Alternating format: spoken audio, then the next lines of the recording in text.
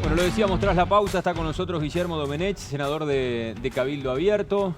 Vamos a hablar con él de muchísimos temas, obviamente, que están arriba de la mesa, en la agenda principalmente legislativa. ¿Cómo le va, Domenech? Gracias por haber aceptado la invitación de venir a conversar con nosotros. Bueno, un gusto de estar con ustedes en esta mañana que es un poquito más templada, me parece, que días anteriores.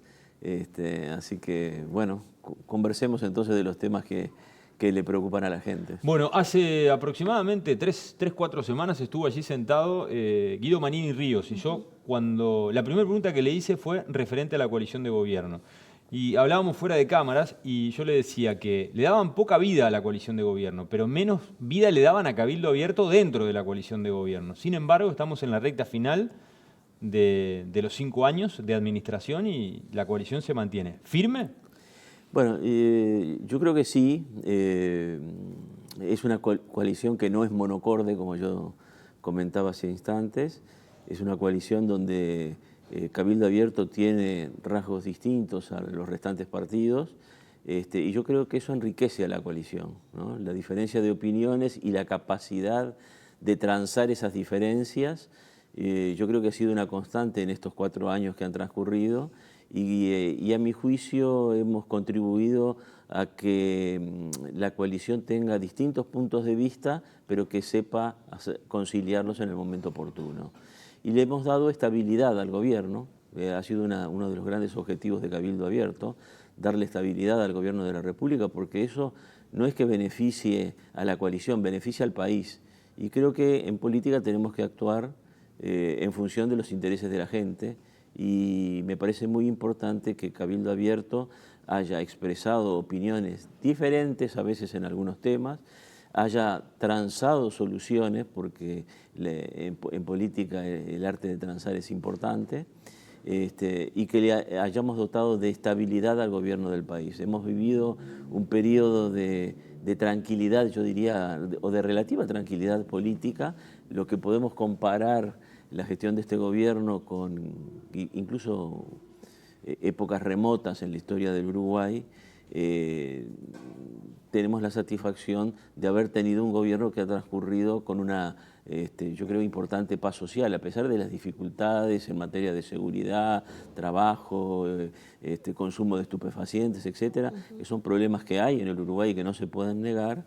Yo creo que en general la gente tiene una sensación de que vive en una relativa paz, amenazada por el tema de la seguridad, yo lo reconozco. Si usted tuviera que decir en qué se diferencia Cabildo Abierto de el resto de los partidos de la coalición, ¿qué características señalaría? Bueno, mire, yo soy una persona que me he formado en el nacionalismo y en la doctrina social cristiana, ¿no? Eso ya supone una diferencia con los otros partidos. Cabildo Abierto pretende interpretar las necesidades de la clase media uruguaya, de la pequeña y mediana empresa. Yo creo que los otros partidos de la coalición tienen un enfoque distinto al nuestro y apuntan a los grandes grupos económicos que hagan inversiones y se instalen en el país y generen trabajo. Nosotros, en general, en Cabildo Abierto, lo que entendemos que lo que hay que dinamizar es la economía nacional a través de las pequeñas y medianas empresas, que son las que, según los estudios que se han hecho, proporcionan el 85% del trabajo. En el Uruguay se ha dado una situación de injusticia respecto a la pequeña y mediana empresa nacional. Cuando vienen empresas extranjeras les concedemos la construcción de un ferrocarril a nuestro costo, le compramos la energía al precio que ellos prácticamente unilateralmente fijan y que es muy superior al del mercado internacional. Les damos al inversor extranjero, le damos todo lo que nos sea posible, que no se lo damos a la pequeña y mediana empresa del Uruguay. Eso crea una situación de una discriminación odiosa e inconveniente.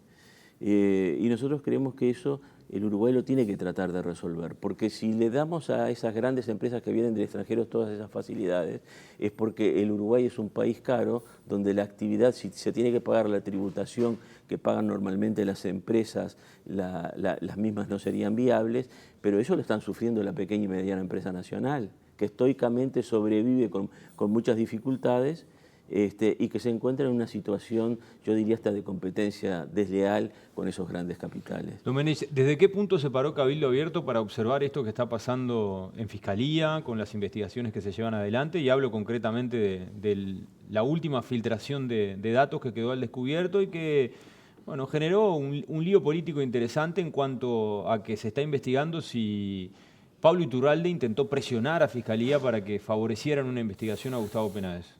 En el Uruguay se realizó una modificación de la justicia penal que yo creo fue absolutamente inconveniente. Se abandonaron los moldes tradicionales del derecho latino y se adoptó el molde norteamericano. El nuevo Código del Proceso Penal. De eso Estoy hablando del Código del Proceso Penal y se anatematizó al antiguo proceso, al que se le llamó inquisitivo, ¿no? Y se instaló este proceso al que se llama acusatorio y que era la modernidad que iba a resolver el problema de las personas encarceladas sin condena. Bueno, lo cierto, ¿qué es lo que tenemos? Es una justicia negociada, donde el 90 y pico % de los casos se resuelven en un juicio abreviado, que es una negociación entre el fiscal y la parte. Y donde a cambio puede haber una reducción de la condena. Una reducción de la condena. Extremadamente peligroso, porque mucha gente acepta la responsabilidad penal porque si no eventualmente puede permanecer privada de libertad de manera cautelar durante muchísimo tiempo, ¿no? Y entonces eso lleva a aceptar responsabilidades que por ahí en realidad no se querrían asumir. Tenemos una justicia que se transa como un negocio, ¿no? Y yo me pregunto, porque todavía no hemos tenido casos o no ha habido un importante número de casos de grandes narcotraficantes, cuando la justicia tenga que hacer esa misma transacción con los narcotraficantes, el tipo del Chapo Guzmán o cosas por el estilo. Y eso se hizo, y yo lo he denunciado al comienzo de esta legislatura con una intención política, porque en el Uruguay se ha tratado de politizar la justicia y se ha judicializado la política. Eso es algo que yo denuncié desde el comienzo de esta legislatura y, bueno, ahora tenemos muchas evidencias porque está el libro de la doctora Fossati, donde precisamente reitera prácticamente todas las cosas que yo dije. Eso se hizo con la intención de obrar sobre la justicia penal.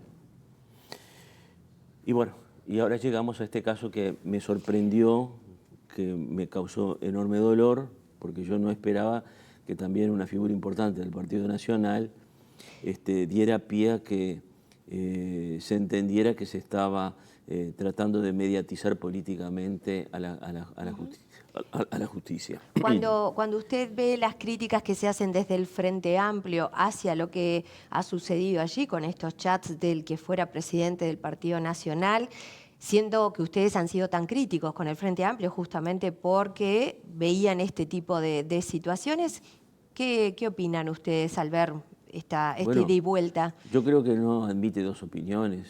Es totalmente condenable que se pretenda influir sobre la justicia, ¿no? Nosotros tuvimos, mire, yo fui 40 años abogado, fui un modesto abogado, pero en el Uruguay teníamos el orgullo de tener una justicia que era modelo en América y yo le diría y en el mundo, ¿no? Y esa justicia, sobre todo en lo penal y a nivel de la Fiscalía, se ha degradado enormemente. ¿Y qué necesita cambios, dice usted? Yo creo que necesita cambios. Yo creo que incluso hay cosas que no se están cumpliendo, que es una distribución aleatoria de los asuntos. Resulta que usted hace una denuncia y entra a una oficina de depuración donde dicen esto se investiga y esto no se investiga, ¿no? Hay asuntos que no llegan nunca a la justicia.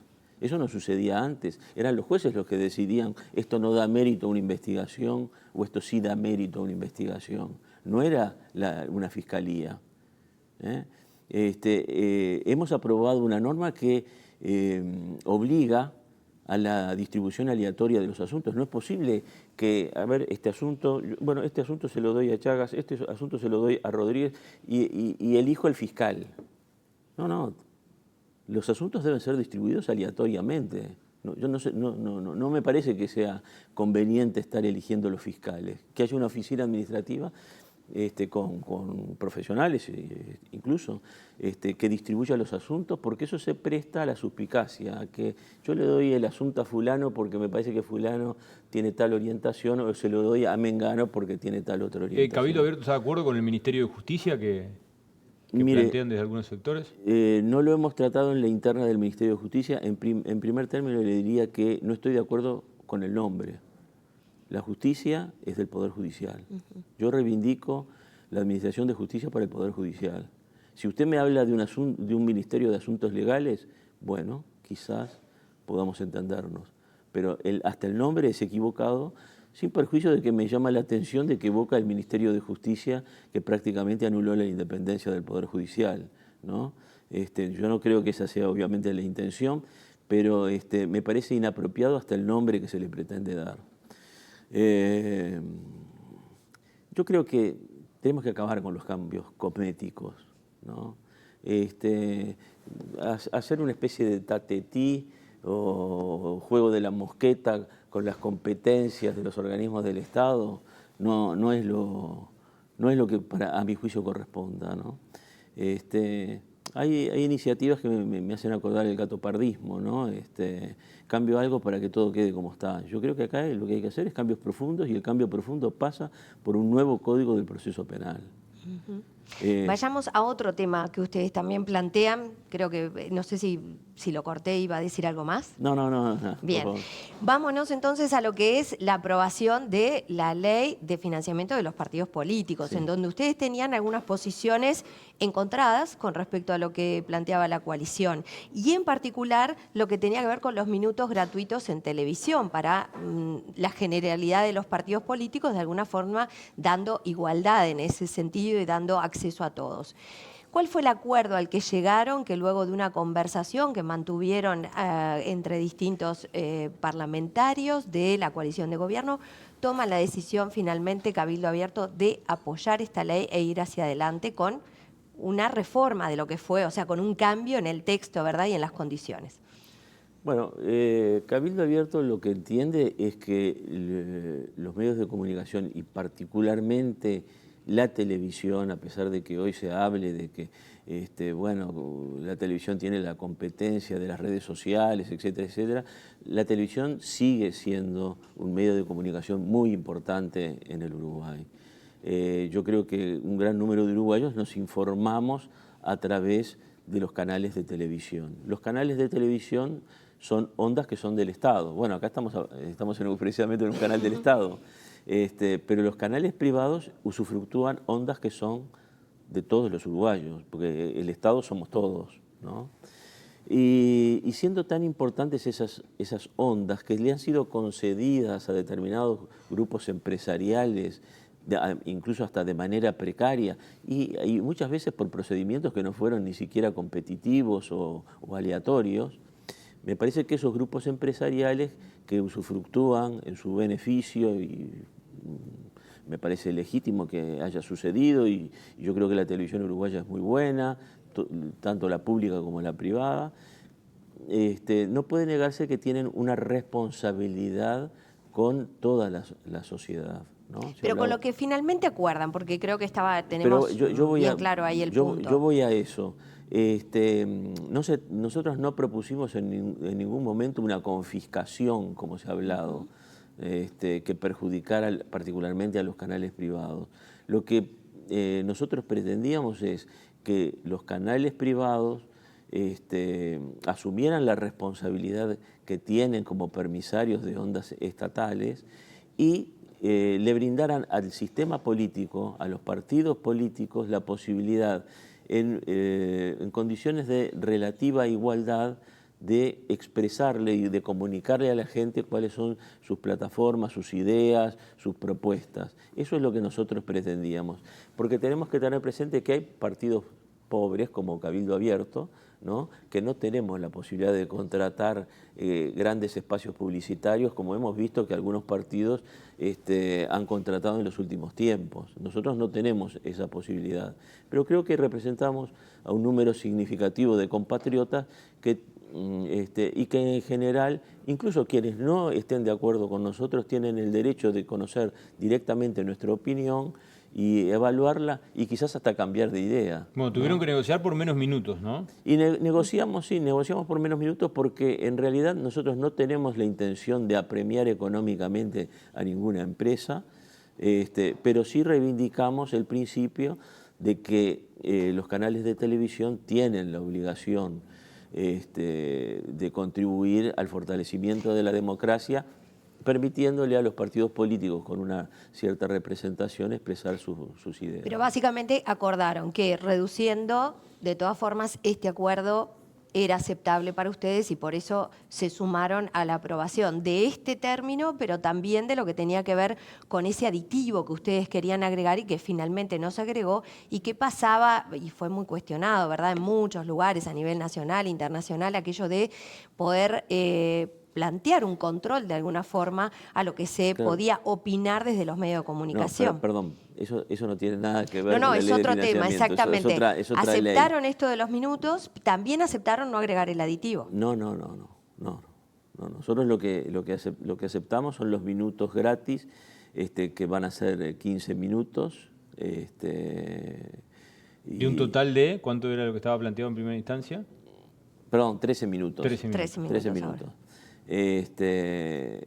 Solución que además fue aceptada por el propio Frente Amplio, que, Sí. que terminó Refirieron, votando, que esto les terminó pareció. votando, que terminó votando, lo cual dice que hay en el concierto de los partidos políticos conformidad con esa solución, ¿no? Y en cuanto al aditivo, que ustedes planteaban aquello de que hubiera un No, pero eso es parte de la ley de medios. De medios. Es el artículo 72. Exactamente, en la ley de medios, ahí que estamos. Y lo que le quiero explicar es lo siguiente.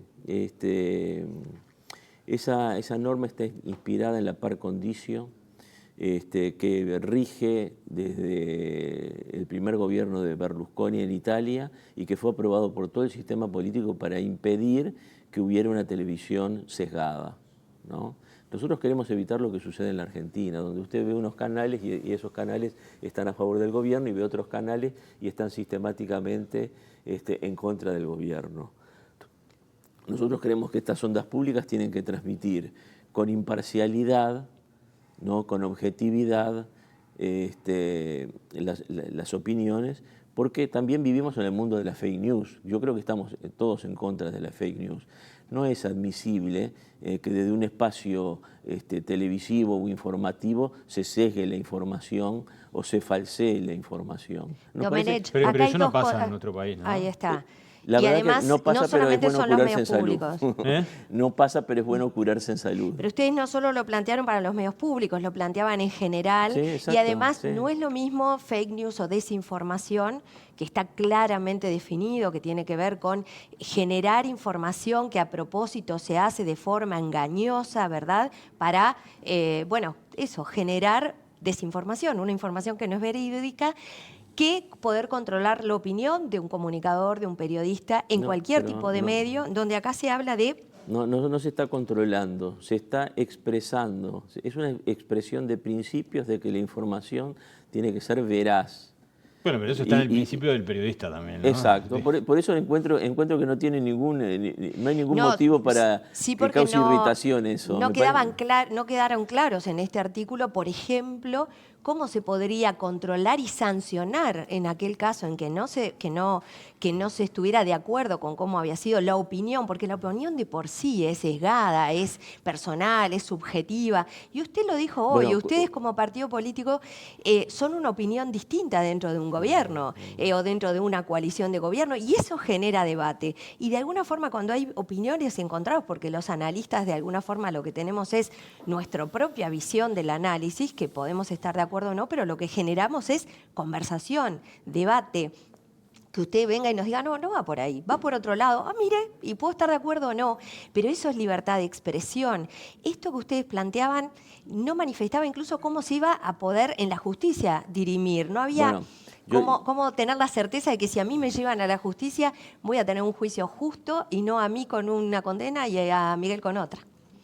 Bueno, en realidad someternos a la justicia es un principio de la democracia. Estamos todos sometidos a la justicia, ¿no? Pero además lo que le quiero decir, lo que es inadmisible es que yo, bajo la pretensión de un periodismo objetivo, esté expresando opiniones personales sesgadas o deformando la realidad. Eso es lo que busca la norma, establecer un principio. Es una norma programática, de alguna manera, pero que impone esa condición, porque también la norma prevé que los partidos políticos o las agrupaciones políticas puedan tener espacios en los que van a expresar sus puntos de vista, que obviamente no tienen por qué atenerse a esa objetividad que nos parece debe mantener el periodismo. Quedó claro. Domenech, la última cortita, fórmula presidencial de Cabildo Abierto, ¿cómo será? Bueno, es una gran incógnita para nosotros. Seguramente el candidato a presidente indiscutiblemente que va a ser Guido Manini. Luego veremos, de acuerdo al balance que exista entre las distintas agrupaciones, quién lo acompañará. ¿Puede ser una mujer? Puede ser una mujer, sí. Puede ser, sí. Puede ser, o puede ser un hombre también, ¿eh? Sí. No está definido eso. Ojalá que sea el mejor candidato que podamos conseguir para acompañar a Guido. Muchísimas gracias por estos minutos, seguiremos conversando en cualquier otro momento. Bueno, el gusto ha sido mío.